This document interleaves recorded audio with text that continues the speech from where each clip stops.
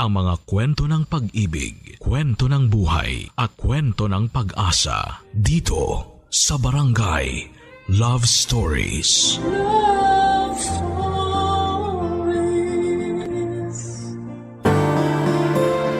Ang kaakibat ng pagmamahal ng buo at totoo ay ang posibilidad ng sakit na hindi biro. Dahil ang pusong nagmamahal ng lubusan ay siya ring unang napupunit kapag dumating ang hindi inaasahang pamamaalam. Ikaw, kabarangay, sino ang greatest heartbreak mo? Dear Papa Dudut, ang katawan natin kapag nasugatan ay maaari itong malunasan agad sa pamamagitan lamang ng pag-inom ng gamot. Pero kapag ang puso na natin ang nasaktan, walang gamot ang makatutulong para malunasan ang sakit na nararamdaman mo. Magandang araw po sa inyo at sa lahat ng bumubuo ng inyong programa. Tawagin niyo na lamang po ako sa pangalang Sandra, 35 years old at isang accounting assistant. 14 anyos lamang ako noong una kong naranasan ang tinatawag nilang puppy love. Taong 2004, second year high school lamang ako noong nagkaroon ako ng atraksyon sa fourth year high school student na si Lance. Hindi naman talaga siya yung tipo ng pang-campus crush na level. Sa katunayan ay wala ngang masyadong nagkakagusto sa kanya noon dahil tipikal lang ang itsura nito. Pero naakit ako sa kanya dahil sa napaka-makulay nitong personalidad. Una ko siyang nakilala noong nagkaroon ng school congress sa paaralan namin kung saan ay ilang piling mag-aaral mula sa iba't ibang eskwelahan ang nagsama-sama para sa 3 araw na pagtitipon. Kaming dalawa ni Lance ang napiling kumatawan sa naganap na school pageant at doon mismo nabuo ang paghanga ko sa kanya. Simula noon tuwing nakikita ko siya sa eskwelahan ay nag-iiba ang kabog ng dibdib ko na para bang kinikilig ako, Papa Dudut.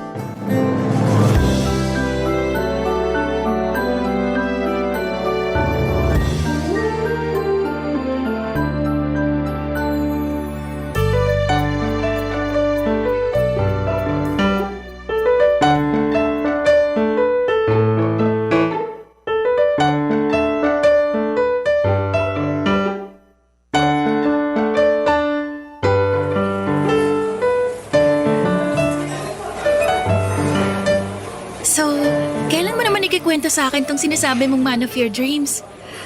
Sino ba kasi yan, Sandra? Ba't di mo pa sabihin sa akin? Wag na. Hindi mo rin naman kilala eh. Taga-ibang section ba? Hindi. Sa ibang year siya. Mas matanda siya kaysa sa atin. Talaga? Third year o fourth year? Senior na siya. Hala siyang landi ng kaibigan kong to. Sino nga? Sabihin mo na. Baka kakilala ko tapos matulungan pa kita. Wag mo nang alamin kung sino. Sabihin mo na. Isa, lalo mag-iinit ang ulo ko. Sige ka. Sige na nga. Basta, atin lang to ah. Huwag mong ipagsasabi kahit na kanino. Oo na. Sino ba kasi yung lalaking tinutukoy mo? Si Lance. Si Lance? Yung volleyball player na partner mo nun sa pageant? Oo, siya nga. Ano namang nagustuhan mo dun? Sobrang common naman ng itsura niya. Tsaka, hindi ba nasa lower section yun? Ibig sabihin, bopol siya. Grabe ka naman sa Bopols. Wala naman yun sa itsura tsaka sa talino. Nasa pagkatao yan. O ano namang meron sa pagkatao niya na nagustuhan mo? Friendly siya. Tapos makulit, palatawa, tsaka sobrang caring.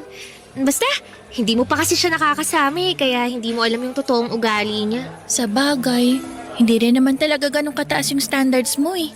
Nung elementary nga tayo, nagka-crush ka rin dun sa uhugin nating kaklase, di ba? Hoy, cute din naman kasi yung kaklase natin yun noon. Ay nako, pero alam mo, tropa ni Lance yung kaklase natin, si Michael.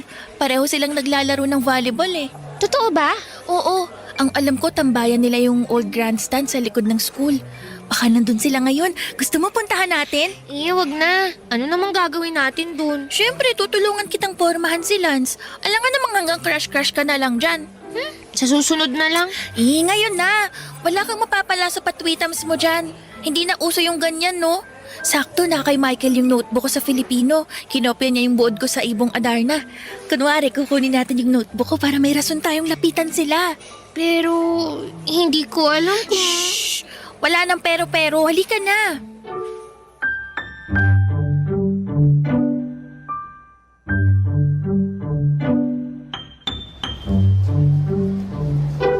Emma, wag na kasi.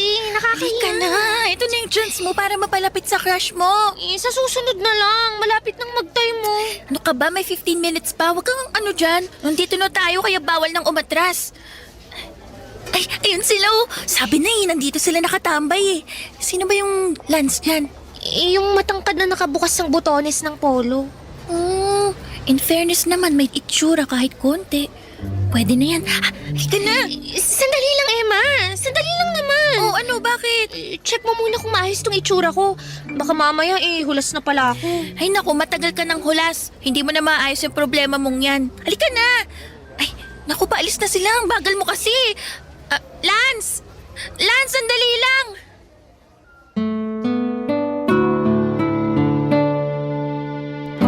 Papa Dudut, may hiyamang nararamdaman noon ay naglakas loob akong hingin ang cellphone number ni Lance. Tinext ko siya kinagabihan at nagulat ako dahil mas mabilis pa sa 4:00 noong nireplyan niya ako na parabang matagal na niya akong inaantay na mag-text sa kanya. Sa mga sumunod na araw ay mas napalapit pa kami sa isa't isa hanggang sa napasama na kami ng kaibigan kong si Emma sa grupo nila Lance. Hindi naglaon ay naging kami rin ni Lance, Papa Dudut. First time ko lang pumasok sa isang relasyon noon, kaya nung una ay natakot akong sagutin siya. Dahil baka magalit ang mga magulang ko kapag nalaman nilang may boyfriend na ako. Simula noon ay araw-araw pagkatapos ng klase namin ay lagi ko siyang nakikitang nagaantay sa labas ng classroom namin. Hindi siya umuwi hanggat hindi niya ako nakikitang nasundo ng tatay ko. Super supportive din siya sa mga extracurricular activities na sinasalihan ko na kahit malayo ay tinitiyak niyang nasasamahan niya ako. Ang relasyon namin ni Lance ang bumuo sa high school life ko. Puppy love lang yon kung tawagin ng ibang tao pero para sa akin ay totoong pag-ibig na ang nararamdaman ko para sa kanya. Sa kanya ko humuhugot ng lakas sa bawat hamong dumarating sa akin o nag-aaral pa lamang ako. Siya ang pinagmumula ng mga maliligayang alaala ko na kailanman ay hindi ko makakalimutan. Papadudot para sa akin ay si Lance ang inaasahan kong lalaking nakatakda para sa akin. Pero pagsapit ng graduation kasabay ng pagsasaya namin dahil sa wakas, ay tapos na sa high school si Lance ay isang balita ang ibinahagi niya sa akin na siyang kinalungkot ko, Papa Dudut.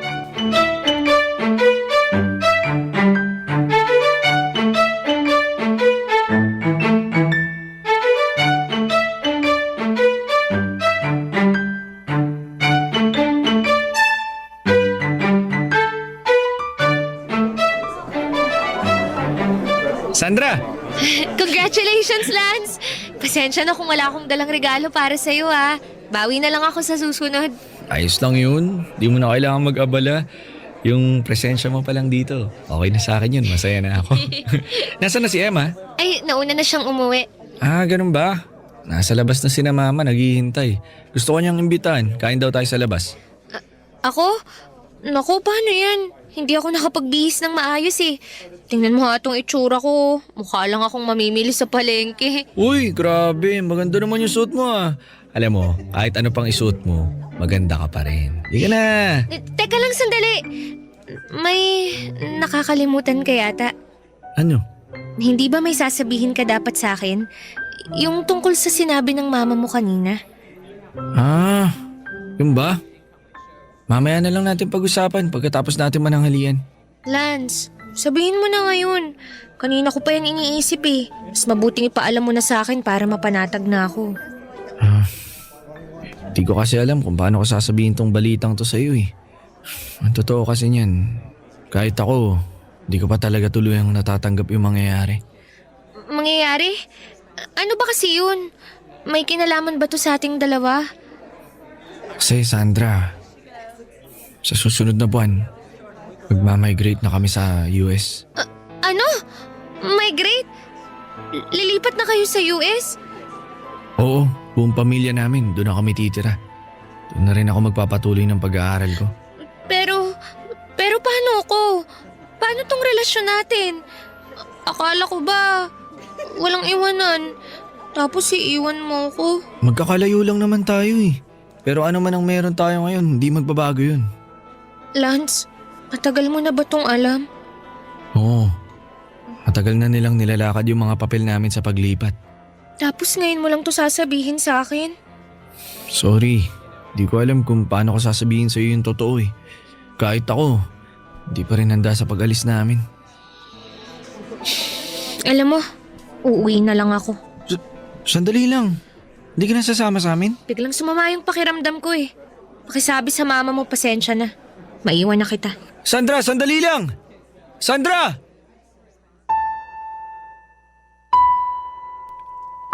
Papa Dudut, nagtampo ako noong nalaman kong lilipat na sa Amerika ang buong pamilya ni Lance. Hindi dahil huli ko nang nalaman ang pag-alis nila, kundi dahil sa kaalamang magkakalayo na kami ni Lance. Masyado na ako nasanay sa presensya niya na kung ilalayo siya sa akin ay parabang hindi ko kakayanin na hindi ko siya makita, makausap at mahagka ng personal. Pero sa huli wala rin kaming nagawa at gustuhin man naming magsamang dalawa ay kailangang sundin ni Lance ang pamilya niya. Sa mga sumunod na buwan ay halos araw-araw na ako nakatambay noon sa bahay nila Lance. Dahil doon ay mas naging close ko pa ang mga magulang niya, pati na rin ang nakababata niyang kapatid. Kung saan sila nagpupunta noon ay sinisiguro nilang kasama nila ako. Ramdam kasi nila na sa likod ng mga ngiting ipinapakita naming dalawa ni Lance ay ang kalungkutan sa nagbabadyang paghihiwalay naming dalawa. Kaya ang bawat araw patungo sa kanilang pag-alis ay tiniyak naming hindi yon masasayang. Akala ko noon ay tanggap ko na ang pagkakahiwalay ng landas namin ni Lance. Pero pagdating ng araw na yon ay daig ko pang namatayan sa sobrang pag-iyak. Halos agaw eksena nga kaming dalawa sa airport noon dahil hindi ko mapigilang ngumawa ng pumasok na sila sa airport. Sa huli tanging litrato, sulat at pangakong babalikan niya ako ang tanging naiwan sa akin sa kanyang paglipad papunta sa ibang bansa. Papa Dudut. Barangay Love Stories. Barangay Love Stories. Hindi madali ang naging long distance relationship namin ni Lance. Lalo na noong panahong hindi pa uso ang mga smartphones. Gabi-gabi ay lagi ako nakatambay sa computer shop para lamang maka-video call ang boyfriend ko. Sobrang mahal pa noon ang bayad sa computer, Papa Dudut, na umaabot ng 50 pesos kada oras. Halos hindi na ako mag-recess noon sa eskwelahan para lamang makapag-ipon ng perang pang-internet. Hindi nga naglaon ay nakahanap din kami ng maayos na routine ni Lance. Sinisiguro namin na once a week ay nakakapag-usap kami online. Pati na rin sa mga importanteng okasyon ay lagi kami nagtatawagan para mapanatili naming mainit ang relasyon namin. Matapos nga ang 5 taon simula nung umalis sila ay umuwi ng Pilipinas ang pamilya ni Lance para samahan ako sa pagtatapos ko sa kolehiyo. Doon ay isang bagay ang ginawa niya na mas nagpatibay sa aming relasyon.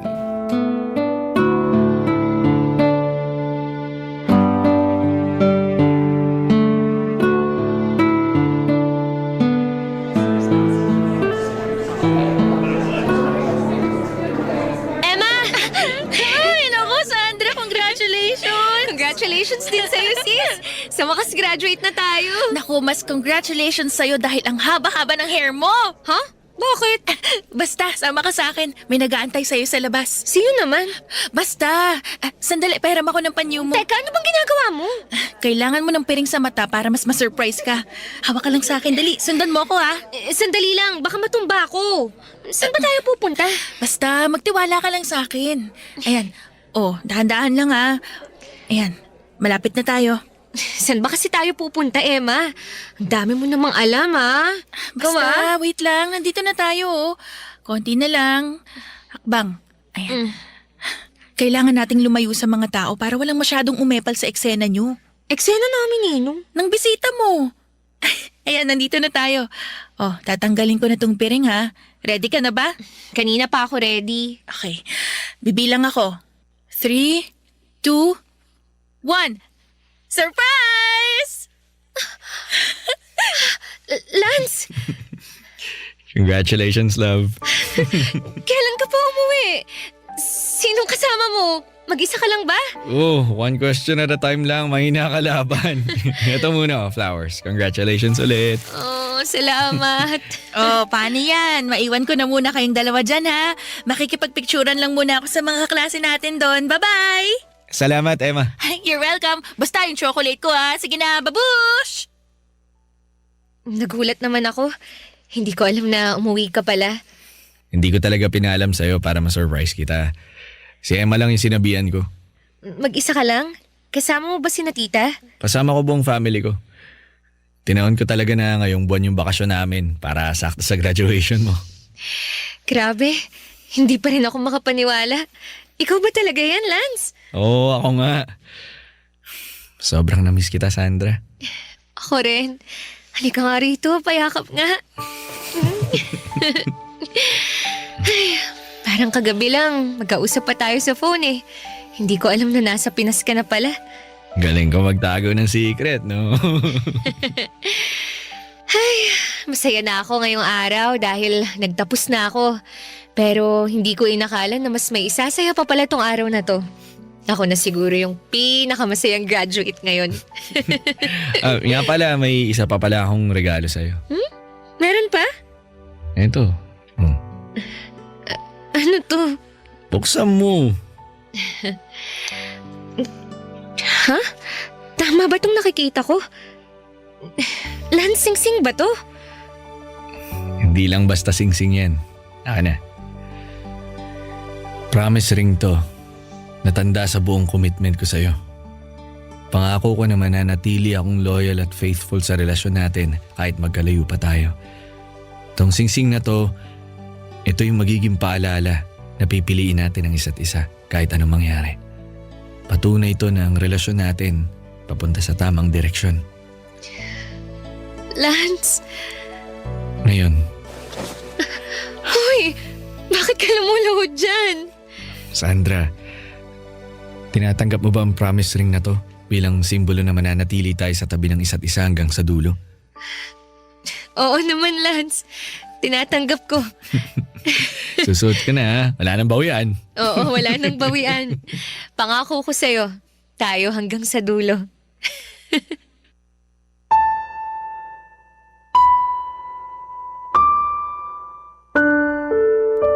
Kasabay ng pagtanda namin ni Lance ay ang pagyabong din ng aming relasyon. Sa mga sumunod na mga taon ay mas nag-mature pa ang tingin namin sa isa't isa. Kaya naman mas naalagaan pa namin ang pagsasama namin kahit na milya-milya ang layo namin mula sa isa't isa. Papadudot, hindi namin namamalayan na umaabot na pala kami ng mahigit 10 taon sa aming relasyon. Nang mga panahong yon ay pinagplanuhan na naming magpakasal. Sa katunayan, may nakatakda ng taon kung kailan kami dapat mag-isang dibdib. Kaso nga lang ay hindi namin inakala na iba pala ang plano sa amin ng kapalaran. Bago natapos ang taong 2017 ay na-diagnose si Lance na merong colon cancer. Labis-labis ang pag-aalala ko para sa kanya noon. Na kung maaari lang ay lumipad na rin ako patungo sa Amerika para lamang maalagaan ko siya. Lumaban naman po si Lance at sumailalim siya sa hindi mabilang na chemotherapy at ilang mga operasyon para lamang malampasan ang sakit nito. Pero sa huli, ang kanser na dumadaloy sa katawan nito ang siyang nagwagi. Pagsabit ng 2019 ay masyado nang advance ang cancer ni Lance kaya minabuti nilang itigil na ang pagpapagamot dito. Doon na naisipan ni Lance na umuwi na lamang ng Pilipinas para gamitin ang nalalabi nitong panahon. na makasama ako, Papa Dudut.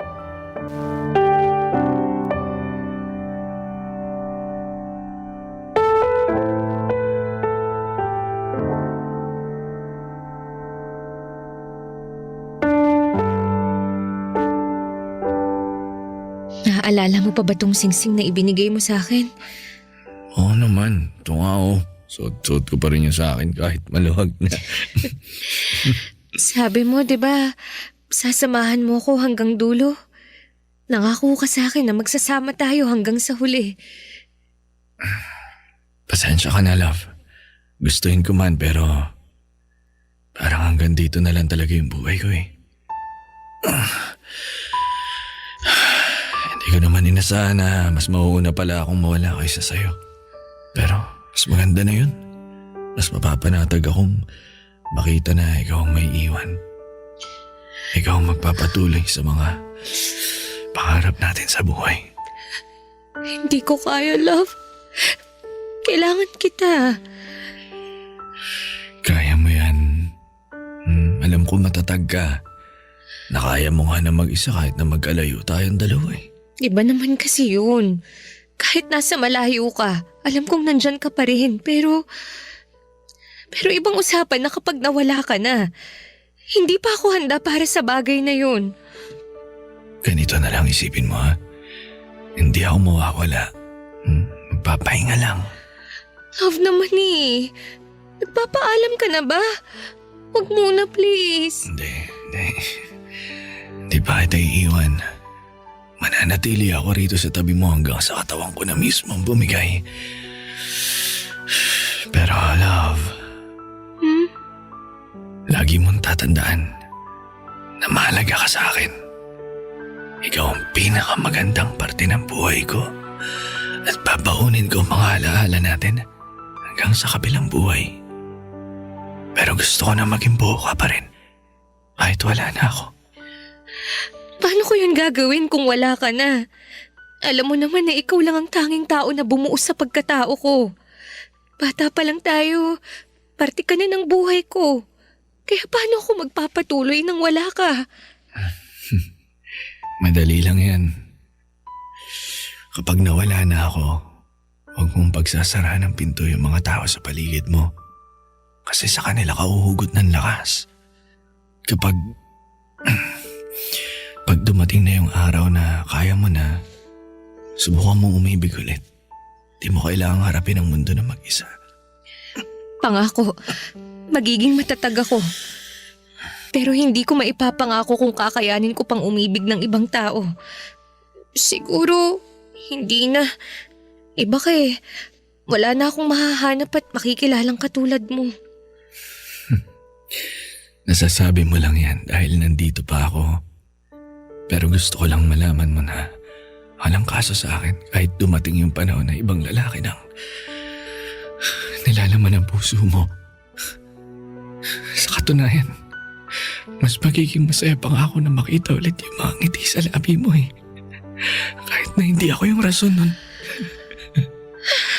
Ano ba itong pinag-uusapan natin? Love, pwede bang pass muna? Hindi pa ako ready sa ganitong klase ng usapan eh.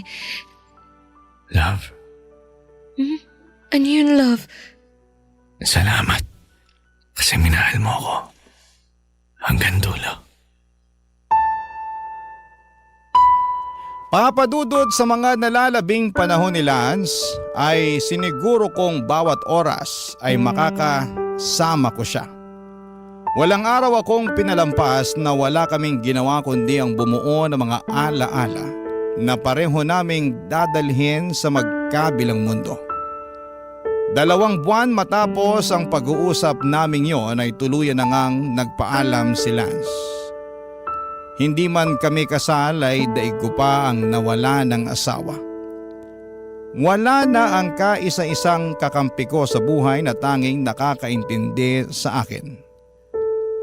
Walang tahanan ko na ipinangako kong habang buhay kong aalagaan at sasamahan. Wala ang lalaking gabi-gabi kong ipinagdarasal na makakasama ko hanggang sa huling hininga. Papadudot sa pagkawala ni Lance ay para akong naiwan sa isang mundong walang kulay. Para bang kasabay ng pagpigil ng tibok ng puso ni Lance, ay tumigil na rin ang buhay ko. Hindi ko po mailarawan sa salita kung gaano ang sakit na nararamdaman ko noong kinuha mula sa akin si Lance. Kung mas may malungkot pa sa salitang kalungkutan, ayun na siguro ang nararamdaman ko noong namayapa siya. Papadudot simula noon ay hindi na bumalik pa ang ngiti sa mga labi ko at pawang kalungkutan lamang ang nararamdaman ko. Barangay Love Stories. Barangay Love Stories. Papadudot sa sumunod na taon ay mas lalo pang nasira ang mental health ko noong nagkaroon ng lockdown dahil sa pandemic. Dahil nasa loob lamang ako ng bahay buong araw ay mas lalo akong nangulila sa pagkawala ni Lance. Halos mabaliw na nga ako noon dahil wala man lang akong maayos na makausap tungkol sa nararamdaman ko. Suportado naman ako ng sarili kong pamilya pero hirap silang intindihin ako lalo na't hindi nila alam ang pinanggagalingan ko. Pagkatapos ng pandemic ay tuluyan nang nagbago ang buhay ko, Papadudot. Nawala na ang dating Sandra na nakilala nila bilang masiyahin at palakaibigan. Sa pagkakataong yon ay naging mailap ako sa mga tao. Mas gusto ko na lamang noon na mag-isa at hindi ako lumalabas ng bahay maliban na lamang tuwing pumapasok ako sa trabaho. Ni walang makalapit sa akin noon dahil nagsimulang magbago ang pakikitungo ko sa mga taong nakapaligid sa akin. Para bang ang mundo ko noon ay tuluyan ng binalot ng kadiliman. Hanggang sa netong nakaraang taon lang ay isang baguhang empleyado sa kumpanya kung saan ako nagtatrabaho ang biglang pumasok sa buhay ko. Siya si Anton na hindi ko inaasahang unti-unting babago sa masalimuot kong buhay, Papadudot.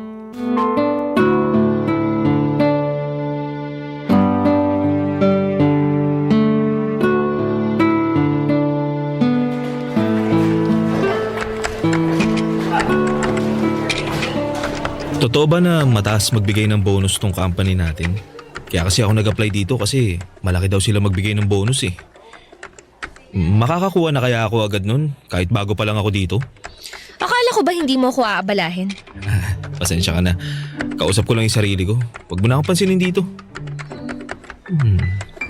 Totoo nga ang chismis na suplada ka. Anong sabi mo? Wala. Ang sabi ko, aantayin ko na lang yung tinatapos mo. Tapos na ako. Antayin mo na to, aayusin ko lang yung mga kailangan mo. Bilis naman. Kala ko makakatambay pa ako dito ng matagal eh. Sa tingin mo, pwede rin kaya mag-request ng bagong aircon sa office namin? Mas malamig pa kasi yung electric fan kaysa sa buga ng aircon namin eh. Okay, nice talking to me. Ito na yung mga kailangan mo. Oo. Okay ka lang? Oo, medyo nahilo lang ako nung bigla akong tumayo. Teka, mainit ka. May sakit ka ba? Gusto mo dalang kita ng gamot? Hindi, wag na. Kunin mo na to para makaalis ka na. Pero sigurado ka bang... Uy! Miss! Miss, okay ka lang ba? Tulong! May tao ba dyan? May nahimatay dito! Tulong!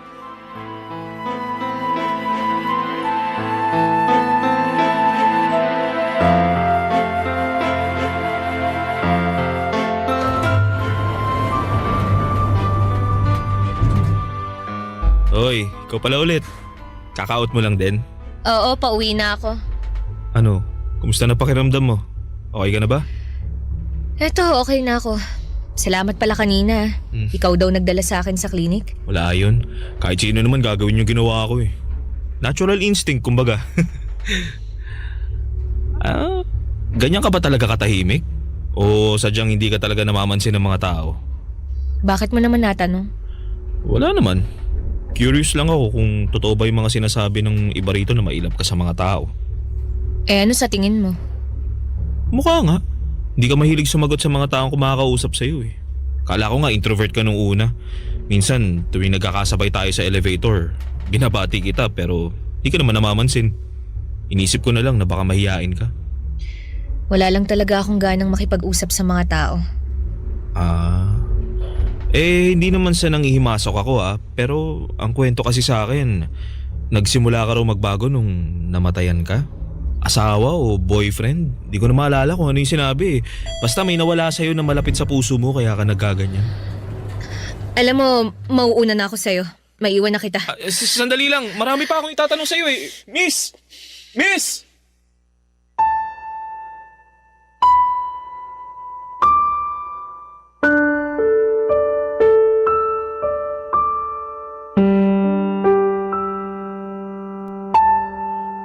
Papadudot nung nawala si Lance ay hindi ko na hinangad na magkaroon pa ng panibagong pag-ibig. Wala na yon sa mga plano ko sa buhay ko. Pero sa biglang pagdating ni Anton ay tila ba unti-unti niyang nabago ang pananaw na yon sa isipan ko. Hindi ko namamalaya na dahan-dahan na pala nitong binabago ang buhay ko. Ang dating mundo ko na tila ba wala ng kulay ay unti-unting nagkaroon ng laman. Ang matataas na pader na binuo ko para sa sarili ko ay dahan-dahan kong ibinabana. Sa isang iglap ang kalungkutang nararamdaman ko dahil sa pagkawala ni Lance ay napalitan ng ligaya sa pagdating ni Anton. Nang mga panahong yon ay si Lance pa rin ang laman ng puso ko pero hindi naglaon ay nagkaroon din ako ng lakas ng loob na papasukin si Anton sa buhay ko. Naisip ko na yun naman talaga ang gustong mangyari ni Lance. Ang magkaroon ako ng pangalawang pagkakataong umibig ulit at maramdaman ang saya na dulot nito. Kaya kahit nag-alinlangan pa, ay sinubukan kong sumugal. Masakit mang iwan ang nakaraan kasama si Lance ay kinailangan kong harapin ang kinabukasan sa tulong ni Anton. Papadudot.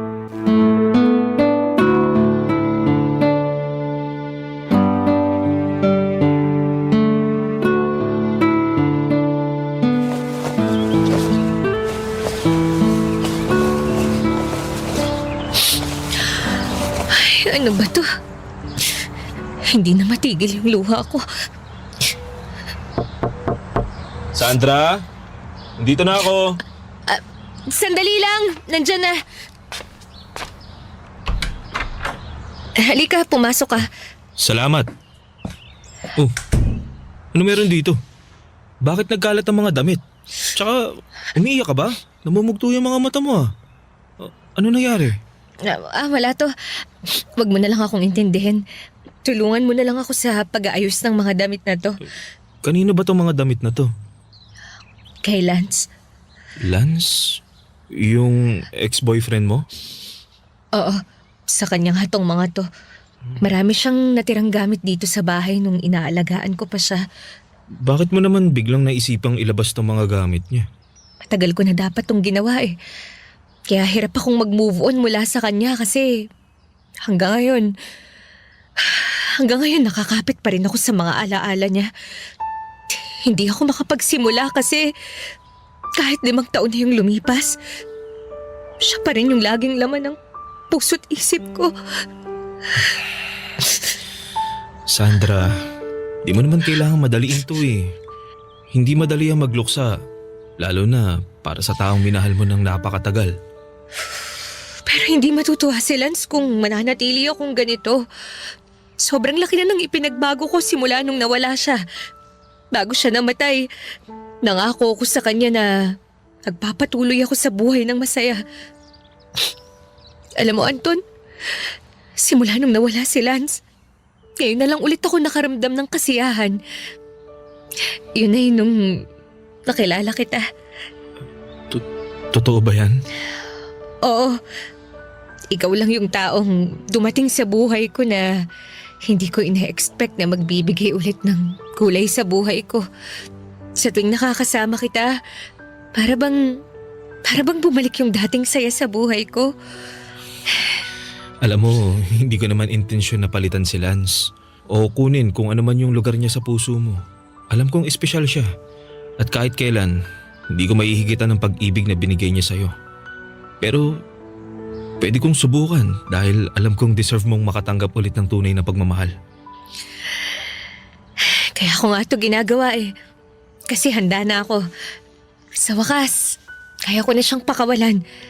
Kaya ko nang magmahal ulit ng hindi na nakukonsensya. Kaya ko na ulit tumanggap ng pag-ibig ng hindi inaalala yung nakaraan ko. Dahil yun sa tulong mo, Anton. Ibig bang sabihin ito, tinatanggap mo na ako sa buhay mo? Oo, hindi dahil gusto ko nang kalimutan si Lance, kundi dahil gusto kong tuparin yung ipinangako ko sa kanya. Na magiging masaya ako ulit. Yun ang gusto niyang mangyari. Salamat.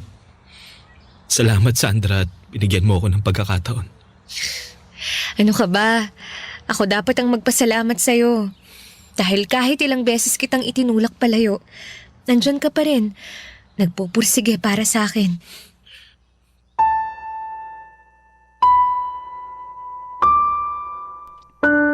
Papa Dudut, pinamigay ko na ang lahat ng damit ni Lance na nasa pangangalaga ko.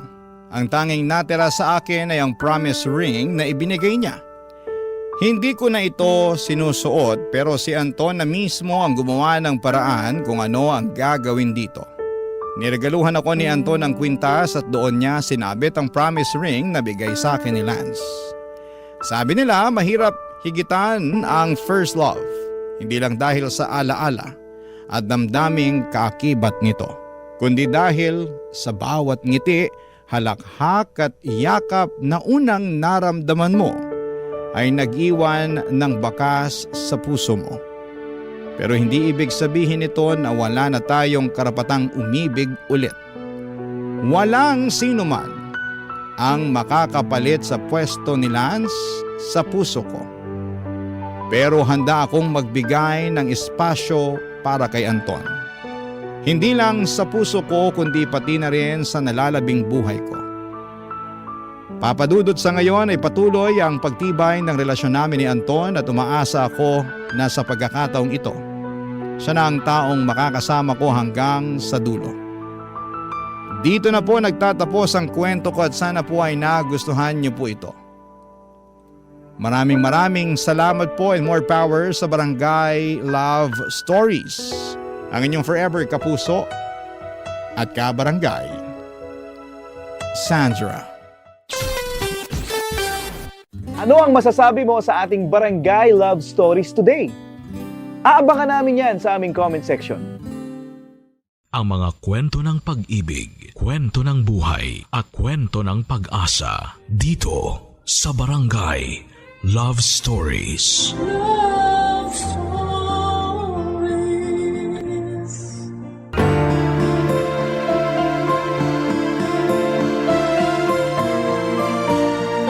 Maraming tao ang nanghuhusga base sa pisikal na anyo ng iba. Nakakalungkot mang isipin ngunit ito ang realidad ng ating lipunan. Ikaw, kabarangay, ano ang una mong napapansin sa isang tao? Dear Papa Dudut, maraming tao ang nanghuhusga. Pero sa mga pangyayaring ito sa buhay ko ay marami naman akong natutunan sa kanila. Magandang araw po sa inyo at sa lahat ng mga kabarangay ninyo. Ako po si Kea, isa sa mga bago ninyong tagapakinig. Pero fan na fan ninyo ako kaagad. Nadiskubre ko po ang Barangay LS sa isang simpleng araw na hindi ko inaasahan. Habang namimili po ako sa isang palengke, napansin kong halos lahat ng mga tindera at tindero ay masayang nakikinig ng Barangay LS. At dahil doon ay na-curious na rin po ako at sinubukan ko kayong i-search sa Facebook. At simula noon ay hindi na po ko nagpapahuli sa pakikinig ng Barangay LS tuwing alas 12 ng tanghalian. Gusto ko rin pong ibahagi sa inyo ang isang personal na kwento. Hindi man ito madaling ikwento pero pakiramdam ko ay makakatulong ito sa ibang katulad kong dumaraan sa parehong karanasan. Simula bata pa lamang ako ay sobrang conscious na po talaga ako sa physical appearance ko. Sa totoo lang ay pakiramdam ko noon ay hindi ako maganda.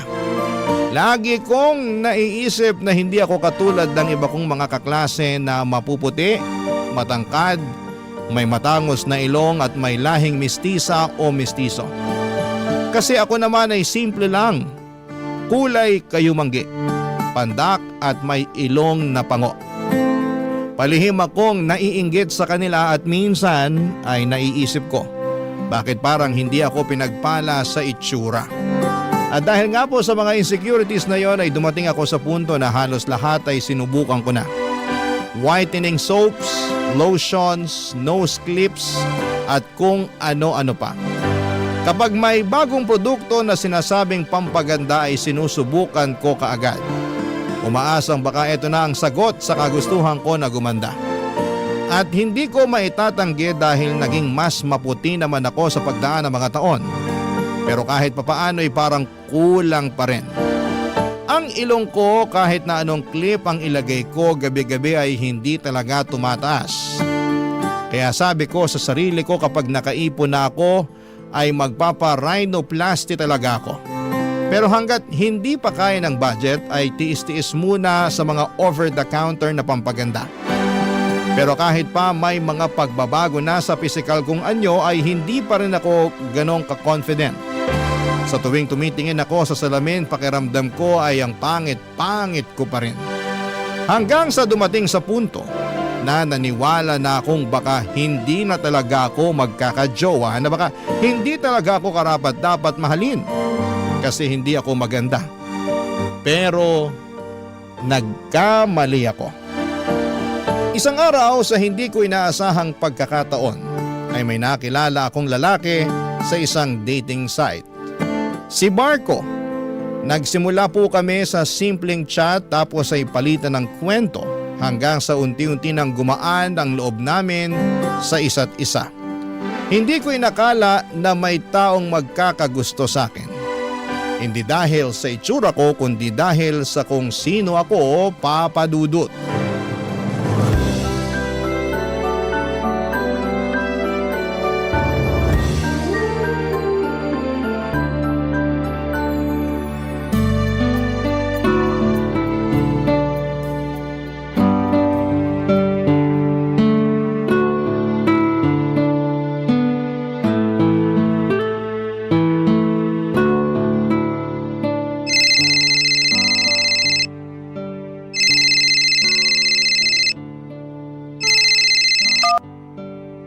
Hello?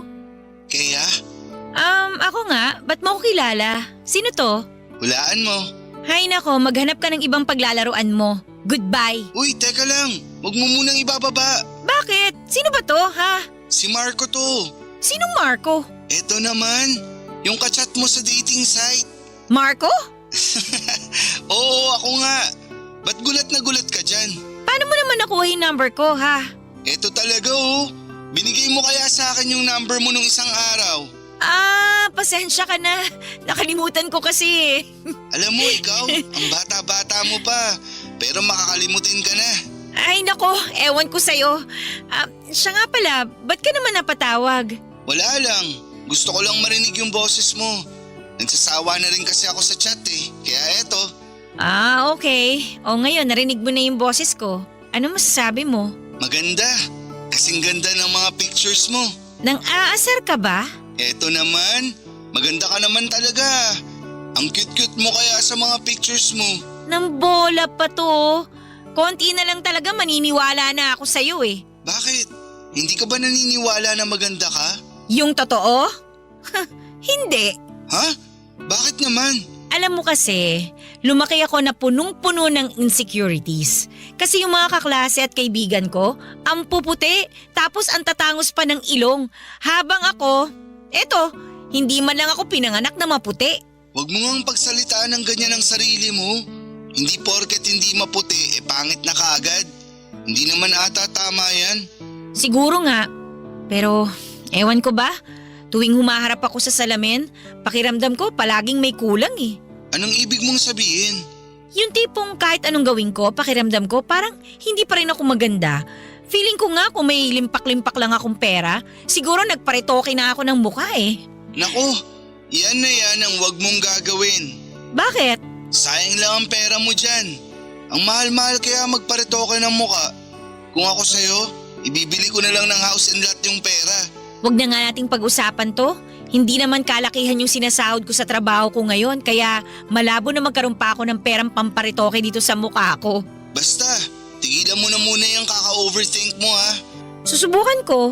Nga pala, kaya, Ano yun? may gagawin ka ba ngayong Sabado? Wala naman, bakit? Gusto sana kitang yayain mag-date. Seryoso ka? Oo, ang tagal-tagal na kaya nating nagchat-chat. Sa tingin ko, panahon na rin para magkita tayo. Okay, sige. Pero sa isang kondisyon. Ano naman yun? Ikaw ang taya, libre mo. Ay, wag na lang pala. Kuripot! Biro lang. Siyempre, sagot kita. Yan ang gusto ko sa'yo eh.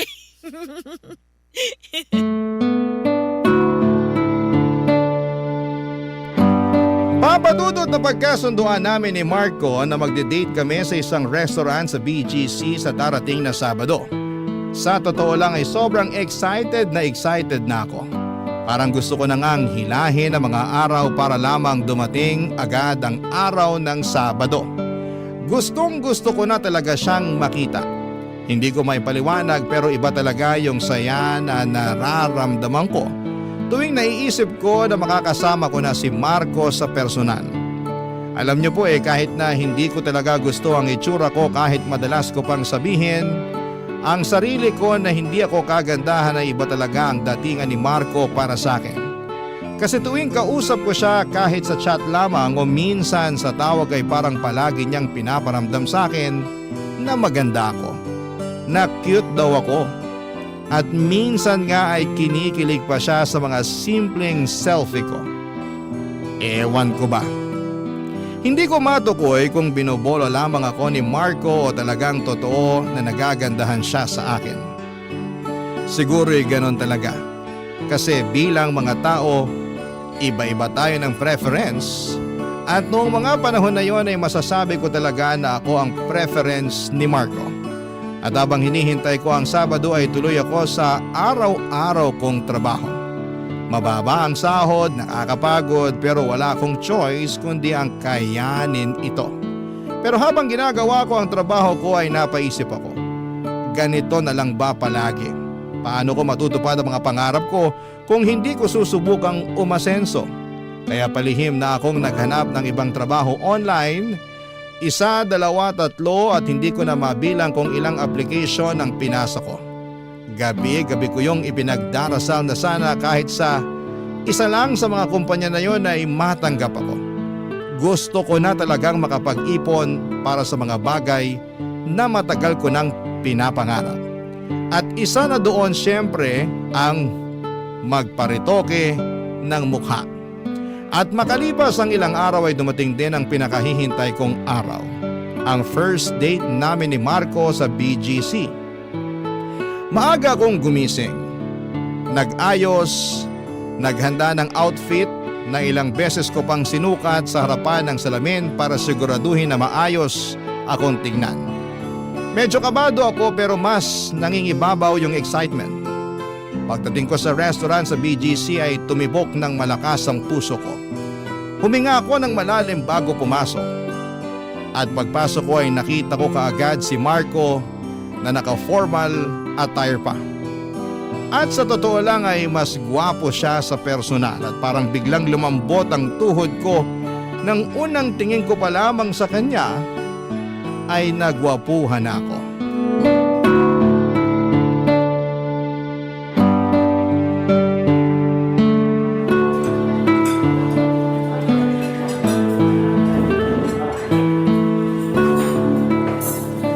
Marco? Uy, kaya, mabuti naman at nandito ka na. Halika, maupo ka. Thank you ah. Wow, Oh, bakit tulala ka dyan? ang pogi mo pala sa personal. Ibig mo bang sabihin, pangit ako sa mga pictures ko? Hindi naman sa ganon. Pogi ka rin naman sa mga picture mo. Pero mas pogi ka sa personal. Siguro nasasabi mo lang yan kasi naka-formal attire ako ngayon. Pansin ko nga, pinaghandaan mo talaga ang araw na to ha? Aba, syempre naman. Tingnan mo tong sapatos ko. Bagong-bago pa yan. Kahapon ko lang binili yan para sa date natin. Nakakahiya naman sa'yo. Samantalang ako, binili ko lang sa ukay-ukay tong suot ko ngayon. Ano ka ba naman? Wala kang dapat ikahiya. Maganda ka pa rin naman, kaya ayos lang yan. Paano ba naman kasi? Wala akong pambili ng bagong damit kasi hindi ko pa natatanggap yung kakarampot ko na sahod. Ay nako, sana lang talaga at matanggap na ako sa pinag-a-applyan ko online para makahanap na rin ako ng trabaho na malaki yung kita. Huwag kang mag-alala. Sagot naman kita ngayon eh. Kaya umorder ka lang ng umorder dyan. Akong bahala sa'yo. Uy, thank you talaga ha. Nakakahiya naman sa'yo. Pero nung huli tayong nagtawagan, mukhang hindi ka naman nahiya eh. Aray! Talaga, alam mo ikaw ang sama mo sa akin. Biro lang. Uy, pero seryoso. Sana ipagdasal mo rin na makakuha na ako ng bagong trabaho. Ikaw pa ba? Matik yan. Malakas ka sa akin eh. Pero kung sakaling magkakaroon ka ng magandang trabaho at mataas na sahod, mukhang alam na alam ko na yung susunod na mangyayari. Anong ibig mong sabihin? Diba, sinabi mo sa akin nun na matagal mo nang gustong magparetoke ng muka? Natatandaan mo pa pala yun? Aba, syempre naman. Alam mo kasi, kapag interesado ako sa isang babae, talagang inaaral at tinatandaan ko yung mga ayaw at gusto nila. Napakaswerte ko naman pala sa'yo. At maswerte rin naman ako sa'yo. Kasi nabigyan ako ng pagkakataon na makadate ang isang magandang binibini na katulad mo. Alam mo, tuwing sinasabihan mo ko ng maganda, feeling ko, nang aasar ka. Uy, hindi ah. Tiyusero ka ng taon ha? Pero seryoso, kung ako yung tatanungin mo, sa tingin ko hindi mo na kailangang magparetoke. Bola ka ng bola dyan. Nako, baka mamaya may iba ka na palang babae ha? Alam mo ikaw, napansin ko lang na panay ang pag-overthink mo. Pero di bali na lang, kasi cute ka naman kahit na nag-overthink ka eh. Huwag mong ibahin yung topic. Umamin ka. Siguro may iba kang chicks, no? Ito talaga oh. Paano mo naman nasabi yan? Ang galing mo kasi mambola eh. Tsaka magpakilig. Grabe. Ay, dapat sa makalawa ko pa to sasabihin eh. Pero sa tingin ko, ito na yung pinakamagandang opportunity para sabihin ko sa'yo to. Ano yun? Kaya, pwede ba ako manligaw sa'yo? Tingnan mo nga yung sarili mo. Ang gara-gara ng suot mo. Hindi ka pa ba nanliligaw ng lagay na yan? Mas gusto ko kasi yung traditional na pamamaraan ng panliligaw eh. Ano ibig mo sabihin? Gusto kitang bigyan ng love letters, tapos gusto rin kitang haranahin kahit sintonado ako. Yun ay kung papayag ka. Ang kapal naman siguro ng mukha ko kung tatanggihan pa kita. Sige na nga, pumapayag na ako.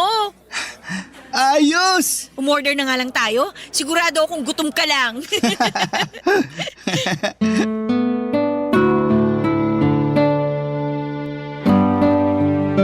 Tinotoo talaga ni Marco lahat ng mga pangako niya sa akin. Hindi lang siya puro salita at pinakita niya talaga sa gawa kung gaano niya ako kamahal. Araw-araw siyang nagpapadala ng love letter at halos gabi-gabi nasa labas siya ng apartment ko. Dala ang gitara at kinakantahan ako ng paborito kong awitin. Grabe. Hindi ko inakalang may lalaki palang katulad niya sa panahon ngayon. Yung marunong mag-effort, marunong manligaw at walang sawang pinaparamdam kung gaano kanya kamahal. Talagang naramdaman ko kung gaano ko kahalaga sa kanya at sa bawat sulat, sa bawat kanta, sa bawat simpleng gesture niya ay ramdam mo na totoo siya. At sino ba naman ang hindi mahuhulog sa ganon? Yung tipong kahit na hindi mo mahal ang sarili mo ay may isang taong paulit-ulit na pinapaalala sa iyo kung gaano ka kaganda, kabait at karapat-dapat na mahalin. Kaya hindi rin nagtagal ay sinagot ko na si Marco at sa wakas ay naging kami na. Sobrang saya ko noon, Papa Dudut.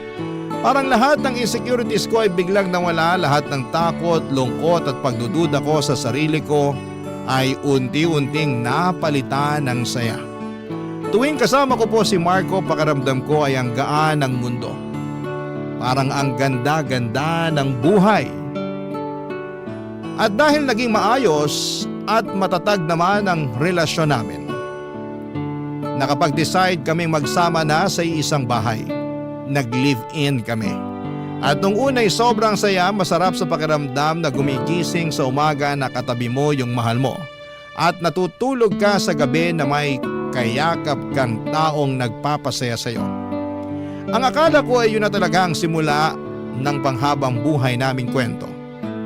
Pero habang tumatagal ay unti-unti kong napapansin na may mga bagay pa pala akong hindi lubusang naiwan sa nakaraan. May mga sugat pa rin pala akong hindi pa tuluyang naghihilom. Mga alaala at takot na matagal ko nang tinatakbuhan. Hindi ko inakala na hahabulin pa rin ako ng mga bagay na akala ko, Papa Dudut, ay matagal ko nang nalampasan. Barangay Love Stories. Barangay Love Stories. Natanggap ako sa isang trabaho na inaplayan ko online, Papa Dudut. Mas mataas ang sahod kumpara sa dati kong trabaho. Kaya naman sobrang laking blessing talaga at sa wakas ay makakapag-ipon na ako. Hindi na ako masyadong mag-aalala sa budget at unti-unti ko nang nararamdaman na gumaganda na ang takbo ng buhay ko. Pero habang tumatagal ako sa bago kong trabaho ay napapansin ko rin na bumabalik na naman ang mga insecurities ko. Ang gaganda kasi ng mga katrabaho ko, mapuputi, makikinis, matatangkad at para silang mga artista o beauty queen. At minsan ay hindi ko maiwasang ikumpara ang sarili ko sa kanila. Habang mangha na mangha ako sa mga katrabaho ko, ang feeling ko naman sa sarili ko ay para akong ugly duckling. Na para akong yung before sa mga before and after pictures.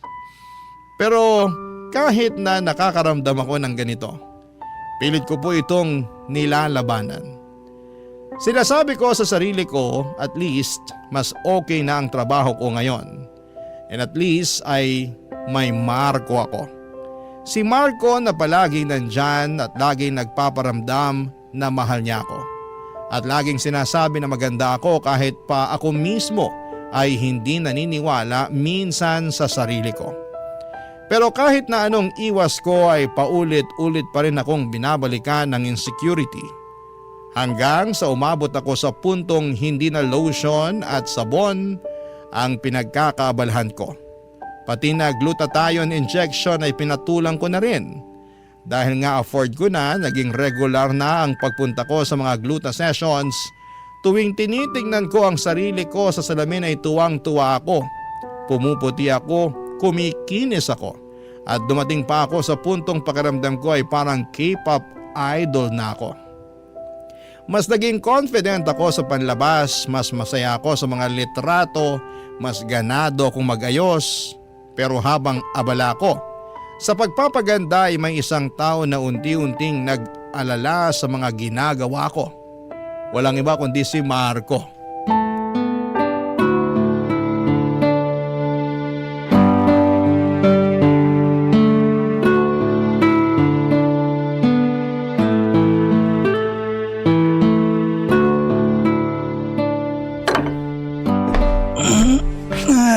Hi babe, good morning!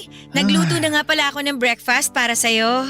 Thank you, babe. Halika na, dali, mupo ka na dito para makakain ka na. Wait lang ha, ito yung tosino. Yan. Babe, Bakit? Ano yun? may tatanong ako sa'yo. Pero sana huwag kang magagalit ha. Ako tuloy tong kinakabahan sa'yo. Ano ba kasi yun? Napapansin ko kasi na habang tumatagal, para kang namumutla. May hindi ka ba sinasabi sa akin? Yung totoo, may tinatago ka bang sakit? Ano ka ba naman? Wala akong sakit. Kung ganun, ba't parang palagi kang namumutla? Ay, grabe naman siya oh. Ay, sige na nga, sasabihin ko na sa'yo. Nagpapagluta drip ako at nakakailang session na ako. Babe, I'm sorry. Ayaw kitang pangimasukan kasi may karapatan ka naman kung ano yung gusto mong gawin sa katawan mo. At sigurado ako na pera mo naman ang ginamit mo dyan. Kasi ni minsan hindi ka naman nanghingi sa akin. Kaso lang… Sandali lang. Medyo kinakabahan na ako dyan sa tono ng pananalita mo ha. Ano ba talagang gusto mong sabihin sa akin? Sige na, sasabihin ko na sa'yo. Wala naman ng saysay kung magpapaligoy-ligoy pa ako. Ay, sa tingin ko, hindi na nakakabuti sa'yo yung mga pinaggagawa mo. Anong ibig mong sabihin? Ang dami mong insecurities, babe. Halos gabi-gabi na lang, nilalagyan mo ng kimpit yung ilong mo. Tapos yung whitening soap sa CR, napapansin ko na rin na ang bilis-bilis na maubos. Tapos ngayon, ayan, At bakit? Kasalanan na ba ngayon na maging maganda? hindi naman sa ganun yun. Yung sa akin lang naman, masyado ka nang nilalamon ng insecurities mo. Pasensya ka na ha. Kung ito lang naman yung paraang alam ko para maramdaman ko na maganda ako. Babe, concerned lang ako sa'yo. Yun lang yun. Pwes, kumain ka na lang dyan. Hindi ko kailangan ng concern mo. Eto naman. Babe, sorry na. Ewan ko sa'yo. Pangit mo. Huwag ka na magtampo sa akin. Alam mo namang hindi kita matitiis eh. Sana naisip mo yan bago mo ako pinakialaman at hinusgahan. Babe, hindi sa ganun yun. Yung sa akin lang naman, gusto ko na matanggap mo yung sarili mo. Kasi maganda ka naman eh. Ay, yan ang problema dito sa Pilipinas eh. Kung maputi ka, sasabihin maganda at artistahin ka. Pero kapag brown naman yung balat mo, sasabihin na pangit ka. Wag ka magpapadala sa colonial mentality ng bansa natin. Maniwala ka sa akin, babe. Maganda ka na. Siyempre sasabihin mo yan, boyfriend kita eh. Eto naman, wag mo ngang minamasama yung mga sinasabi ko sa'yo. Pero eto babe ha, alam kong magagalit ka sa susunod kong sasabihin. Pero sa tingin ko, oras na rin para malaman mo to. Ano na naman yan? Alam mo ba yung tungkol sa body dysmorphia disorder? Hindi. Ano yan? Napag-aralan kasi namin yan nung nasa college pa ako. Ay, isa yung kondisyon kung saan nakakaramdam ka ng matinding pagkabahala o stress sa physical appearance mo. Ang OA naman yan? Babe, talaga nangyayari yan. At sa tingin ko, mas makakabuti kung magpapatingin tayo sa isang psychiatrist. Ano? Para makasiguro lang. Hoy, ikaw ha?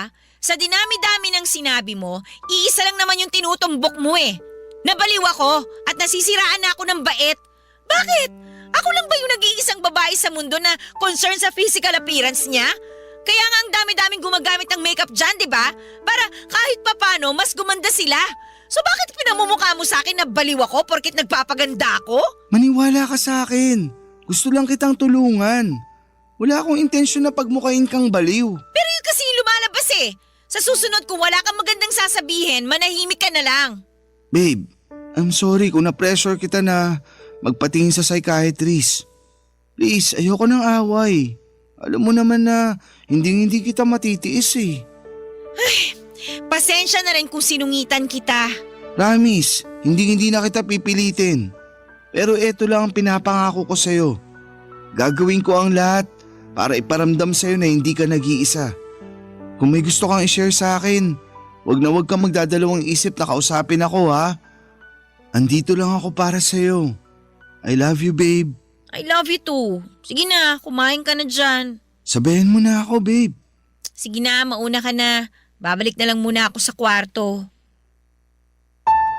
Sobrang nagtampo ako kay Marco noong araw na yon kasi pakiramdam ko ay pinagmumukha niya akong baliw. Para sa akin ay normal lang naman sa babayang maging desperado sa kagustuhang gumanda. Hindi ba't likas sa aming mga babae ang pag-aayos ng sarili. Kaya hindi ko talaga maunawaan kung bakit siya biglang naging concerned. At hindi ko maintindihan kung saan siya nanggagaling noon. Kung bakit siya natatakot o bakit siya nababahala. Kasi para sa akin normal at natural lang na gustuhin kong gumanda at maging mas presentable. Pero ang totoo niyan, Papa Dudut, habang tumatagal ay mas lalo lang lumalakas ang kagustuhan ko na magpa-rhinoplasty. Feeling ko talaga noon kapag tumaas na ang ilong ko, mag-iiba na ang hulma ng mukha ko. Baka sa wakas, darating na yung araw na makikita ko ang sarili ko sa salamin na hindi nandidiri. Na baka sa wakas, matutuldukan na ang lahat ng insecurities ko na dala-dala ko mula pagkabata. At yung mga taon na lagi akong kinukumpara sa iba. Pero habang hindi pa ako nakakapag-rhinoplasty ay napansin kong unti-unti kong nailalabas ang lahat ng insecurities ko sa ibang tao. Para bang sa tuwing may nakikita akong taong kontento sa sarili nila, Lalo akong naiirita. Parang may salamin sa harapan ko na paulit-ulit lang na ipinapakita kung ano ang kulang sa akin. Hindi ko man sinasadya pero ang paghusga sa ibang tao ay naging paraan ko para pansamantalang makalimot sa sarili kong mga pagkukulang at insecurities. At unti-unti ay napansin na rin ito ni Marco. Tahimik man siya sa simula, ramdam kong nakikita na niya ang unti-unting pagbabagong nangyayari sa akin. Nakikita niya kung paano unti-unting napapalitan ng galit at hinanakit ang dati kong saya. Papa Dudut.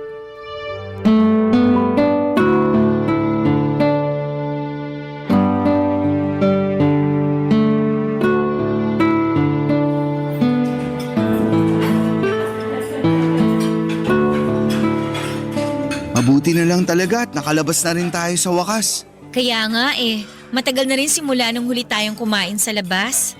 Ito ang menu. Mamili ka na ng gusto mong kainin. Uy, babe, nakikinig ka pa ba? Bakit ka tulala dyan? Tingnan mo yung customer sa kabilang table. Sobrang pandak, ang itim-itim.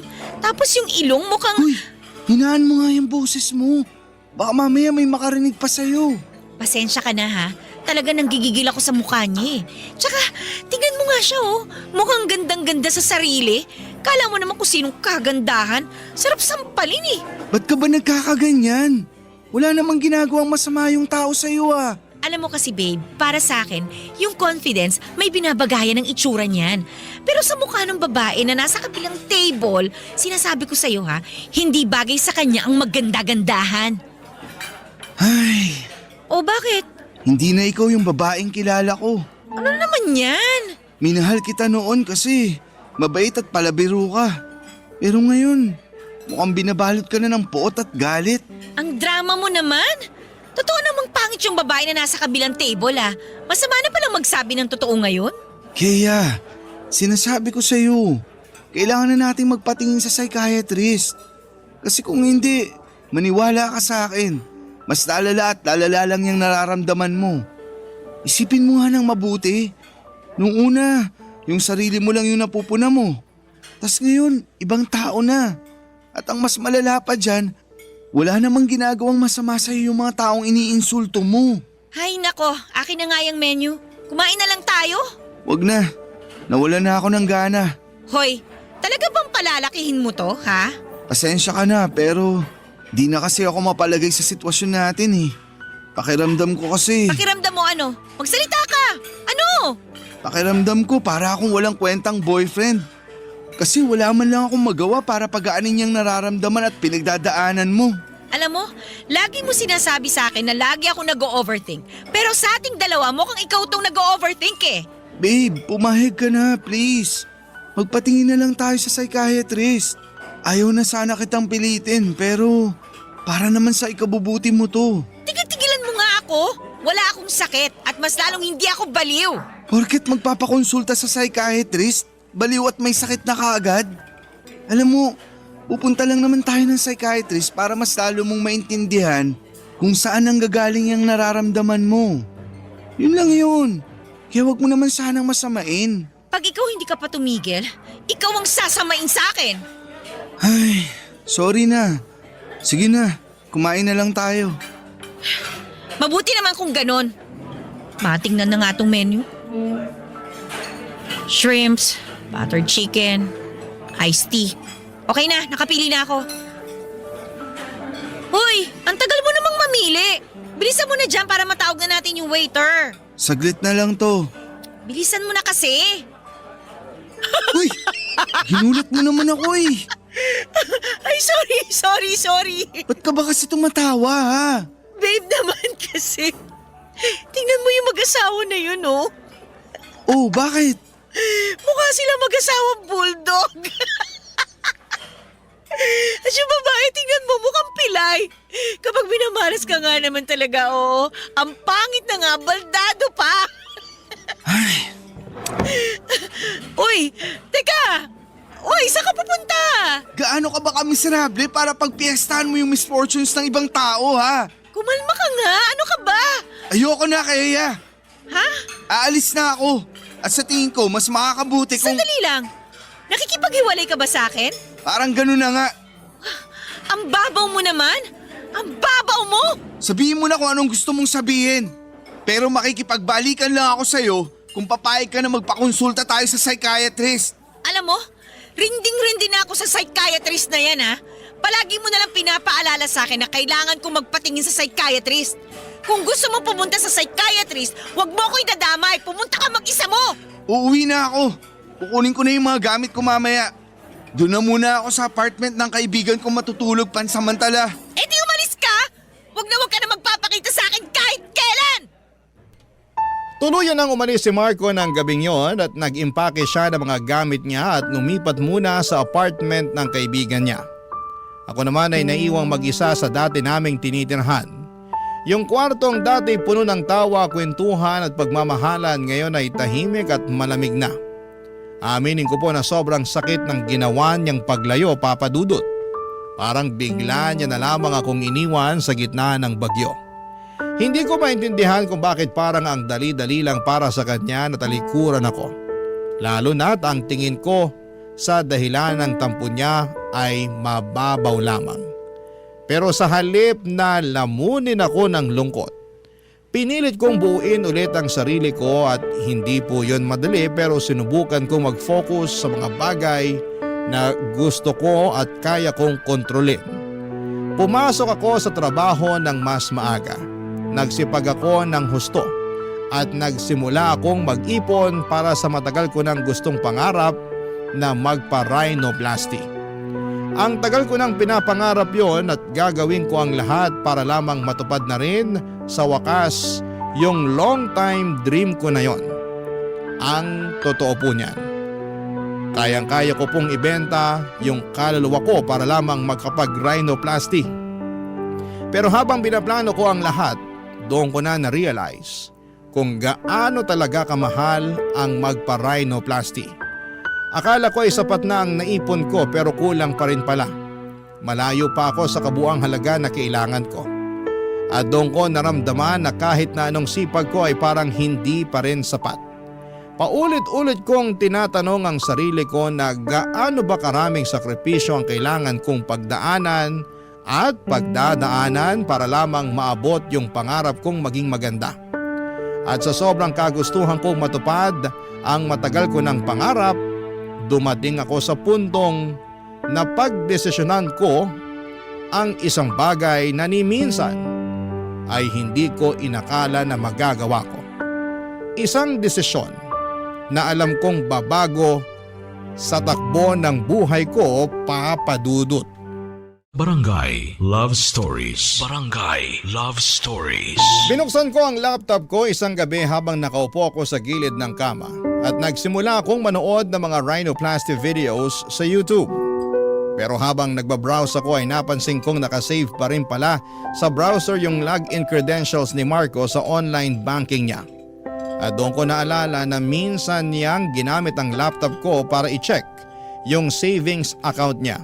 At siguro'y hindi niya napansin na nakasave pala yung info niya.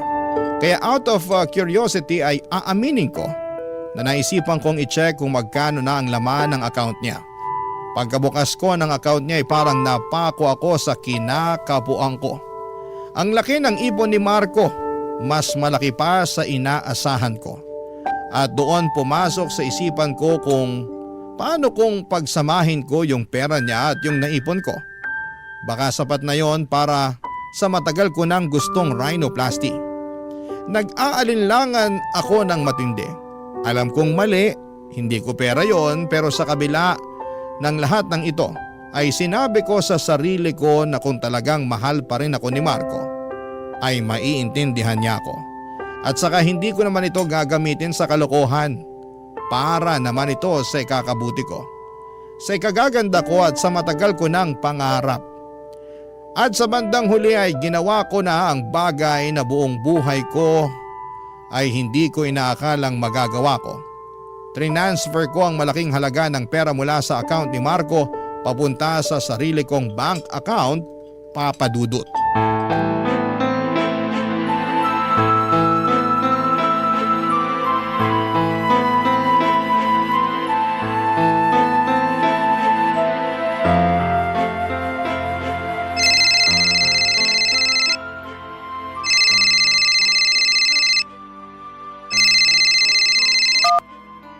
Hello? Kaya, talaga bang nasisiraan ka na ng bait, ha?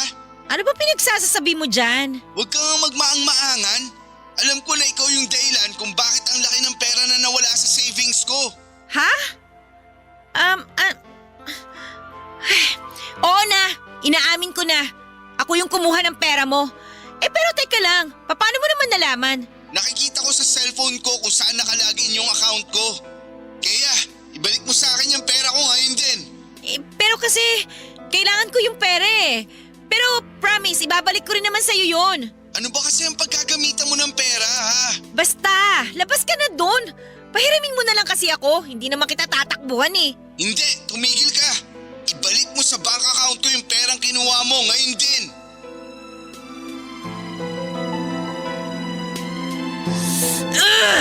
Sige na nga, saglit lang. Tapos na ba? Oo, naibalik ko na sa account mo yung pera. Mabuti naman kung ganon. Hello? Uy, andyan ka pa ba? Oo, sandali lang. Ano ba kasi yung ginagawa mo? Ba't mukhang busy-busy ka dyan? Pinapalitan ko lang yung password ng bank account ko. Alam mo ikaw, ang sama ng ugali mo, no? Wala ka na bang tiwala sa akin? Paano ba kita pagkakatiwalaan? Kinuha mo na nga yung pera ko nang walang permiso ko, di ba? Pero binalik ko naman sa'yo kagad, di ba? So anong pinuputok ng butsi mo dyan? Kaya, I'm sorry. Pero mukhang kailangan na nating tapusin to. Teka lang! Talaga bang nakikipaghiwalay ka na sa akin? Oo, kasi pagkatapos ng ginawa mo, mukhang hindi na kita kayang pagkatiwalaan. At hindi ko na rin alam kung ano pa ang pwede kong gawin para lang matulungan ka. Sobrang unfair mo naman sa akin. Bukod dun sa perang kinuha ko sa bank account mo, ano ba talaga naging kasalanan ko sa'yo? Wala kang naging kasalanan sa akin. Ang totoo niyan, kaya ako nagpapakalayo-layo kasi gusto ko makapag-isip ng maayos bago ako makipagbalikan sa'yo. Pero nagbago na ang desisyon ko. Uli na ang lahat. Gusto na kitang hiwalayan. Walang niya ka! Hindi mo rin pala ako minahal ng totoo? Maniwala ka sa akin. Minahal kita, Kea. Kaya nga ako nasasaktan tuwing unti-unti kang nilalamon ng body dysmorphia mo. Kasi mahal kita. Pero ano? hindi ko na kasi alam kung ano pa ang gagawin ko sa'yo. Ayaw mong aminin sa sarili mo na kailangan mo ng tulong. Tapos tinakawan mo pa ako ng pera. Nahihirapan na ako, Kea. Hindi ko na alam ang gagawin ko. Pwes ako! Alam na alam ko kung anong nararapat mong gawin. Magpakalayo-layo ka at wag ka na magpaparamdam sa akin kahit na kailan. Napakadamot mo. Simpleng hiling lang, hindi mo pa ako mapagbigyan. Pero di bali na lang. Kasi may ipon naman ako eh. Gagawa ko na lang ng paraan to. Hindi ko na kailangan yung tulong mo. Saksak mo na sa baga at bilbil mo yung savings mo. Sandali lang. Saan mo ba kasi gagamitin yung pera, ha? Labas ka na nga doon. Split na tayo, di ba? Pagkatapos mo ako nakaawan, sa tingin ko may karapatan pa din naman ako kahit papaano para malaman kung saan mo binabalak gamitin yung pera. Magpaparhinoplasty ako. Masaya ka na? Kaya naman. Ay nako, alam ko na yung sasabihin mo. Sasabihin mo na naman na may sakit ako, na wag ko nang ituloy yung binabala ko. Ay nako, lumang tugtugi na yan. Alam mo naman na hindi biro magpa-rhinoplasty, di ba? Mabuti sana kung marami kang pera. Pero hindi, kasi ninakawan mo pa nga ako, di ba? Mababaon ka lang sa utang kapag tinuloy mo yung binabalak mo. Gusto mo ba yun, ha? Ano ba pakialam mo? Hindi na kita boyfriend, kaya wala ka ng karapatan para panghimasukan pa ako. Pero syempre, hindi naman mawawala yung concern ko para sa'yo. Kaya please lang, makinig ka naman sa akin. Kahit ngayon lang. Pahihiramin mo ba ako ng pera o hindi? I'm sorry, pero hindi. O pwes, kung ganon tapos na ang usapang to. Panahon na para magkanya-kanya na tayo at wag mo na rin akong tatawagan. Aaminin ko na mahal at minahal kita. Pero ang totoo niyan, sawang-sawa na rin ako sa pagbubunganga mo sa akin. Pakiramdam ko, para mo akong kinokontrol at sawang-sawa na ako sa ganong klaseng pakiramdam. Para na rin siguro sa ikabubuti ko tong hiwalayan natin. Alam mo, nakapakanan mo lang naman yung iniisip ko. Ito na yung huling beses na mag-uusap tayo. Naibalik ko na yung pera mo sa'yo, di ba? Wala na tayong dapat pag-usapan pa. Aaminin ko po na sobrang nasaktan ako sa naging pag-uusap namin ni Marco noong araw na yon. Hindi lang dahil sa mga sinabi niya kundi dahil sa totoo lang ay parang doon ko lang talaga naramdaman na tuluyan ng natapos ang relasyon namin. Pero habang pinapakinggan ko siya at habang inaalala ko lahat ng nangyari sa amin ay napaisip din ako. Baka nga hindi pa talaga ako handa para sa isang seryosong relasyon. Baka naman mas kailangan ko munang ayusin ang sarili ko. Buuin muna ang pagkatao ko bago ko subukang magmahal ulit. Siguro sa ngayon ay mas kailangan kong ituon ang atensyon ko sa sarili kong kaligayahan. At habang tumatagal ay mas lalo lamang ako nagiging desperada. Parang pakiramdam ko, hindi ako makakausad hanggat hindi ko nakikita sa salamin ang bagong ako. Kaya nagsimula akong maghanap ng ibang options. Nag-scroll ako sa Facebook at nag-join sa mga beauty and aesthetics groups. At doon ko nakita ang isang clinic na nag-aalok ng rhinoplasty sa napakamurang halaga.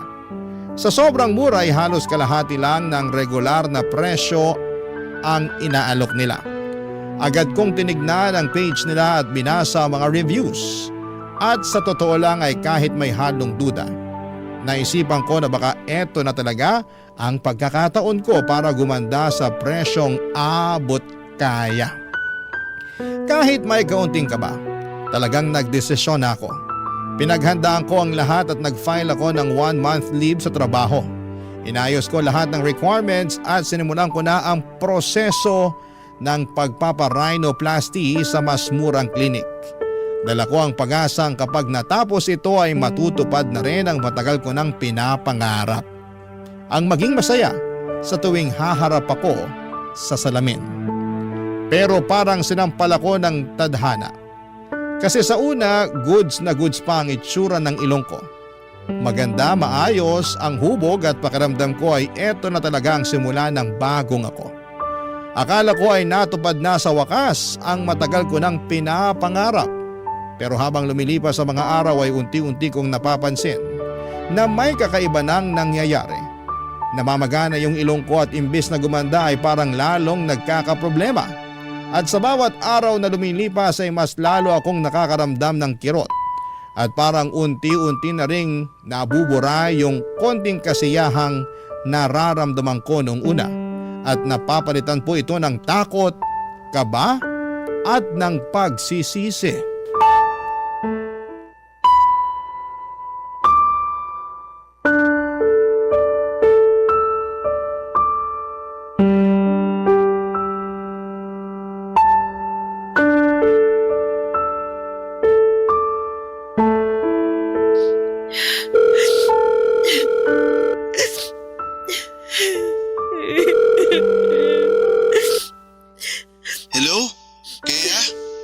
Marco, Kamusta ka na? ayos lang. Ikaw, kumusta ka na? Okay lang naman. Diyan ka pa rin ba nakatira sa apartment ng kaibigan mo? Oo. Siya nga pala, gusto ko sanang humingi ng tawad sa'yo. Sorry sa mga nasabi ko sa'yo noon ha. Naisip ko na nagmamalasakit ka lang naman sa akin at dapat hindi ko minasama yun. Kalimutan mo na yun. Tapos na yun eh. Marco, meron nga pala akong ipapakiusap sa'yo. Ano yun? Gusto ko sanang makipagbalikan. Hello? Andyan ka pa ba? Oo. Andito pa ako. Sandali lang. Umiiyak ka ba? Miss na kita eh. Ang totoo niyan, miss na rin kita. Pero kasi, Ano? walang mangyayari sa'yo kapag hindi mo tinulungan ang sarili mo, kaya kahit ilang beses ko pa ipaalala sa'yo na kailangan mo ng tulong, hindi magiging sapat yun. Alam ko naman yun. Kaya nga napatawag ako sa iyo eh. Kasi narealize ko na lahat ng mga sinabi mo sa akin noon. At pumapayag na ako sa gusto mo. Magpapatingin na ako sa isang psychiatrist. Salamat naman sa Diyos. Alam mo ba kung ilang gabi kong pinagdasal to? Sa wakas, babe, magbabago na rin ang takbo ng buhay mo. At malalabanan na rin natin tong body dysmorphia mo. Pero huwag kang mag-alala. Kasi sasama na tutulungan kita, ha? Pero may kailangan akong aminin sa'yo. Ano yun? Sige na, sabihin mo na sa akin. Mag-promise ka muna na hindi ka magagalit. O siya, sige na. Hindi ako magagalit. Makikinig ako. Sige na, sabihin mo na. Tinuloy ko kasi yung rhinoplasty. Galit ka ba? Ay, aaminin ko na dismayado ako. Pero wala na akong magagawa. Andiyan na yan eh. Oh, kamusta naman yung pagpaparhinoplasty mo? Yun na nga yung problema eh. Yung ilong ko. Hindi ko na alam ang gagawin. Litong-lito na ako. Natatakot na ako. Kailangan ko ng karamay ngayon. Hindi kita maintindihan. Bakit? Ano ba kasi ang nangyari ha?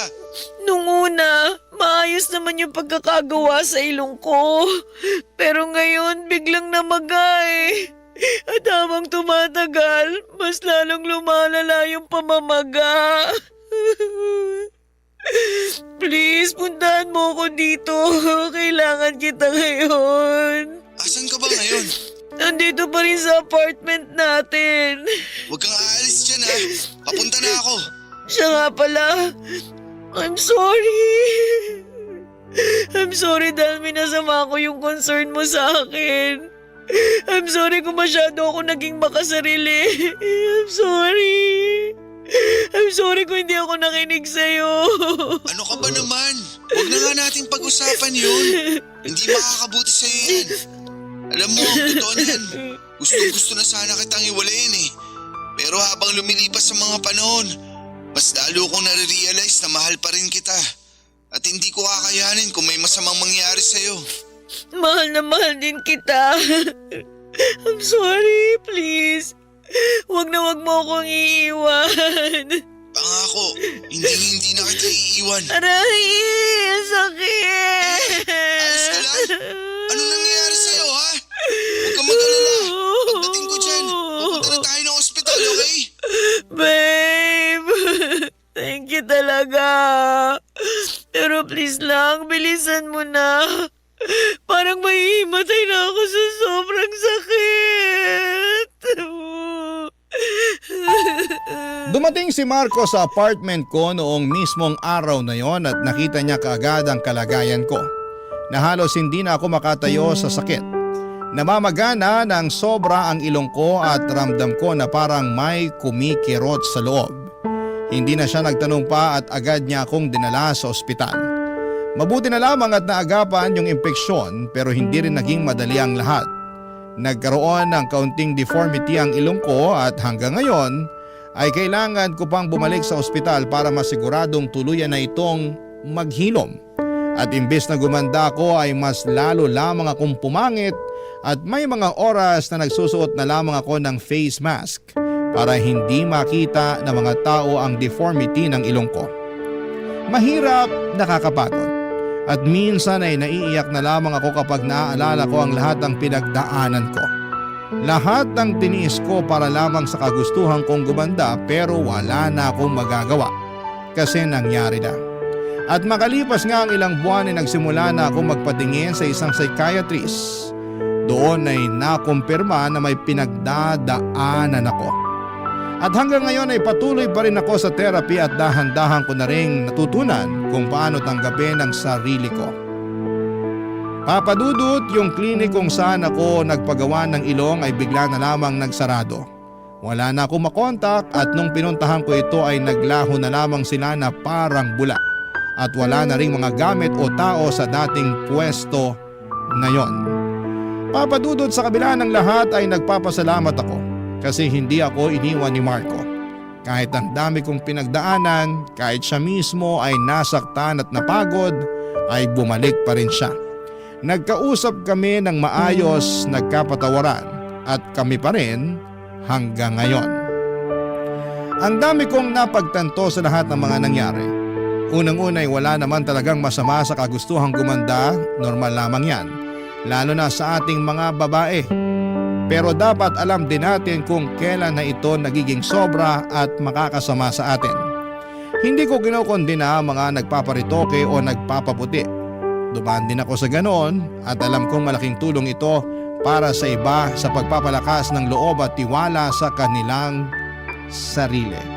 Pero kung dumarating ka na sa puntong parang hindi ka na mapalagay at nawawala na ang peace of mind, Kapag wala kang binabago sa itsura mo ay baka panahon na para huminto sandali, pag-isipan ang sarili mong kalagayan at kumonsulta sa isang taong makakatulong tulad ng ginawa ko ngayon. Higit sa lahat ay natutunan ko rin po na hindi talaga dapat tayo humusga base lamang sa itsura. Aaminin ko na may mga panahong naging mapanghusga ako, lalo na sa mga taong confident sa sarili kahit na hindi sila pasado sa standards ko noon. Ayaw ko mang aminin ito pero minsan ay naiisip ko na baka yung nangyari sa ilong ko ay ang nagsilbing karma sa mga taong hinusgahan at nilait ko dati. Pero wala na akong magagawa kung hindi ang tanggapin ang katotohanan na hindi na babalik sa dati ang itsura ko. At habang sinusulat ko po ito, umaasa ako na mas maraming makakaintindi sa kwento ko kesa ang manghusga. Maraming salamat po, ang inyong kapuso at kabarangay forever, Kea. Ano ang masasabi mo sa ating Barangay Love Stories today? Aabangan namin yan sa aming comment section.